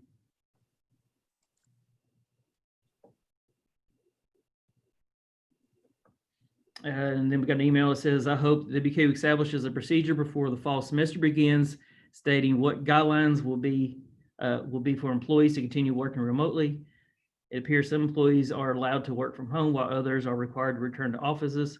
There needs to be consistency among all staff and some guidelines that supervisors can follow, making it fair for all. But it kind of goes, not all jobs can be performed remotely, and that, my job included. And there's a lot of things I can do from home, but a lot of things that I can't do from home that I need to be here on campus to get done so I can accomplish my job. But work accommodations cannot be, if work accommodations cannot be worked out with the supervisor, if you need to be working from home. Tony sent me an email earlier this week saying, here soon they're going to be sending out the staff employees consideration request for basically alternative work accommodations. And if you can't work things out with your supervisor, if y'all can't work some kind of a system out to where you can not be on campus as much, or whatever kind of situation you might need, that would be, you would need to fill out that form. Hey, Mike, I have a question. I know I had asked that question about if it was only you couldn't fill out the form, but in the faculty one, everyone was required to fill that form out. Is there a reason why HR is not asking everyone to fill that form out, so that way we know? Because even if being a supervisor, if I'm saying, yes, that's fine, you can do this, it would be nice to have documentation. I think that's the biggest thing, is where we get so many anonymous emails, is the communication is not out there. There hasn't been set guidelines for supervisors.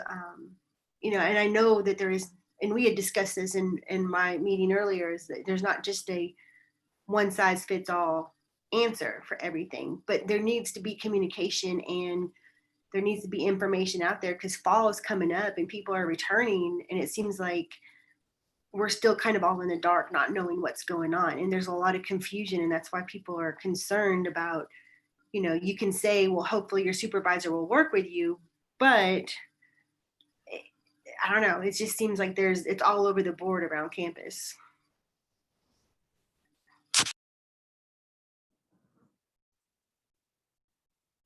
Yeah.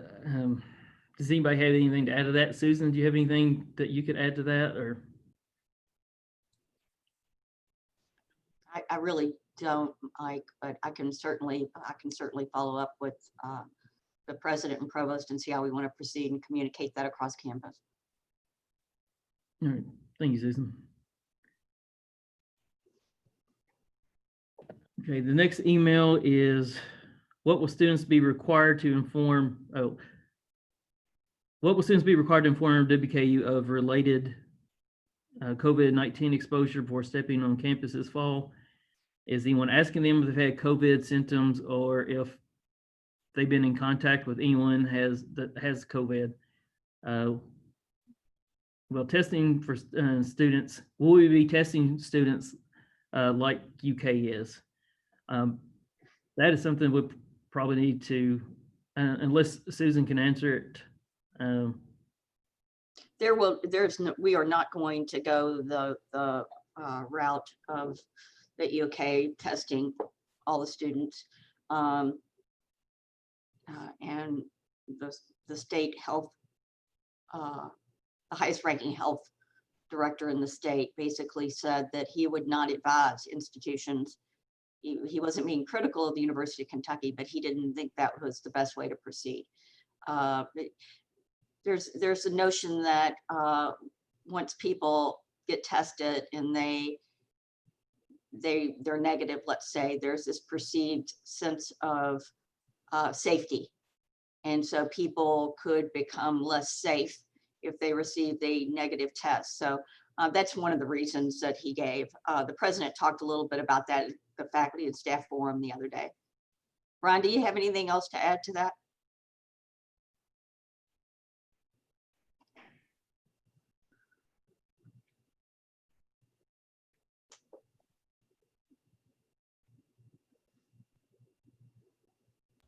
Sorry, I do not. Okay, we got another email that's referring to athletes, another athletics question, being unmasked during during practice. And Todd Stewart said that If they are closer within 6 feet, they are encouraged to wear a mask. If they're within 6 feet of each other, I'd have to find exactly, I had to pull up his email.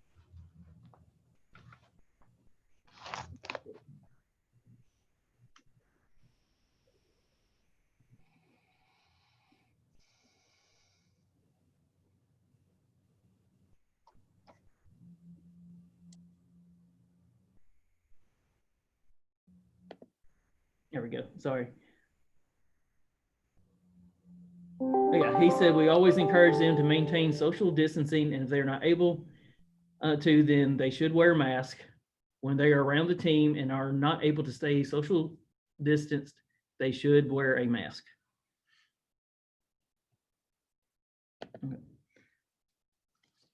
Okay, and next question for staff members who are at or might be at an increased risk of severe illness from COVID, according to the CDC. Do we need to get a doctor's excuse to continue to work from home?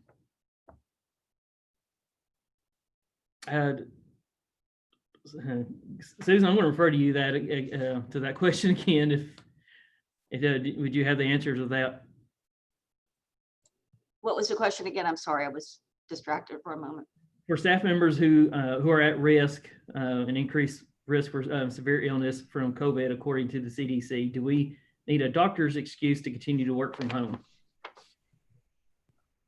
No, not at this point. That's conversation between the staff member and their supervisor. And I would also say, Mike, as I said in the forum, if the staff member and their supervisor cannot come to a resolution that is workable for the staff member, I would say they need to report that up through their healthy at work officer, and we will work through that. I do not want staff who feel like they're immune compromised for whatever reason, or they're in a high risk group. I do not want staff to feel as if they're being forced to come into work. Okay. The next one would be, will WKU offer free will and living will workshops for faculty and staff as we return to work during the pandemic? And Tony sent me a response. Says assistance with will preparation is available through the EAP, and suggests contacting the EAP. Also, our ORP retirement vendors provide these kind of services as well. So we got an email that says, if I'm able to work from home, but my supervisor believes I'm not as productive as home as I can be on campus, can my supervisor tell me to come to campus? I prefer to work at home. I guess in that situation, Susan, if you have another recommendation, I would say fill out that staff employee consideration request form when that comes in. Right. And the last question I have here, how frequent is PPE? Oh, okay. Well, we've already discussed the PPE question. Did that when we talked about that. And Brian gave us a response for that. And Brian, do you want to elaborate on that anymore? How frequent is PPE distribution? It's like on a daily basis, isn't it? Well, we are distributing every day, and just since last week, we've gotten 28 more requests. And a request doesn't mean just one area. It may be several departments under one request. So we've got a team of people working on that. They did post all the signage for the front doors. All the hand sanitizer stations are out. We've actually are deploying additional hand sanitizer stations to the larger classroom areas in certain buildings that we feel that is adequate. As people run into things, this is our first pandemic. We're pivoting and being nimble.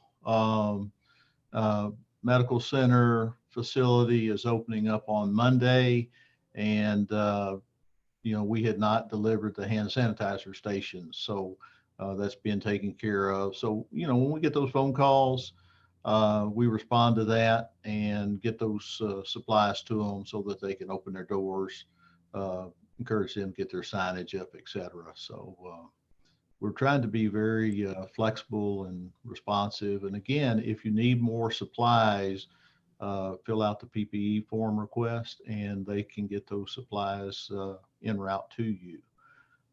We were just we knew we were going to get a last minute rush. A lot of people were not here this summer. And as they are re-engaging back on campus, people are like, I'm here and my stuff's not sitting on my desk. And so again, we're sending notices out and it's available and we'd be happy to get it to you. Brian, there's been, I think, a couple more questions come through since y'all are answering them so well.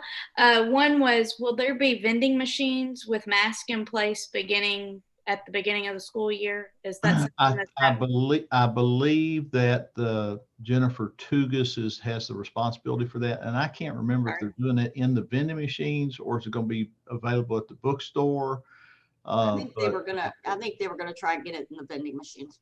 Yeah, Marshall Gray would really need to answer that. I don't deal in that one directly, and I can't remember if they got them in there or not. Can help with I that one a believe little it's bit. actually going to be both, Brian. I believe they're going to have them in the bookstore and the pods as well as the vending machines. Thank you all. And then the last one, I'm going to read it exactly how it was written. If I choose to send my grade school child to NTI or online school next year instead of in-person school, it probably means I have to stay at home to care for my child more. Will WKU continue to pay employees who have been at home, who have to be at home for their children? That's the way we're proceeding right now, Emily. And I would say as we roll out the staff accommodation form, that would be one of those uses of the form. Thank you. We just, I know I've said this time and time again, and I'm getting tired of the words unprecedented and pivot and I use them all the time too. And we just have to be as flexible and as nimble as we can be. And we also have to take care of each other. And I think that's just really important that as a supervisor, if you have an employee that's scared, you have to be sensitive to that. If you have an employee with needs, you have to be sensitive to that. And there's just not the solution that for this office may not work for this office. And it may work for the next office, but it doesn't work for the next office. So managers are going to have to really crank up their managerial skills, and we'll work through this all together. And if there's employees that are just not satisfied with the answers that they're getting from their managers, again, there's always that option of going up through the healthy at work officer. Or heck, my door's always open. And I'm always willing to talk to people.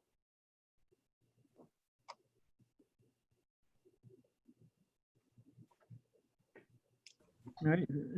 Thank you, everybody. And Susan, thanks for, and Brian too, thanks for helping to answer these email questions that we've gotten, and that's really helpful.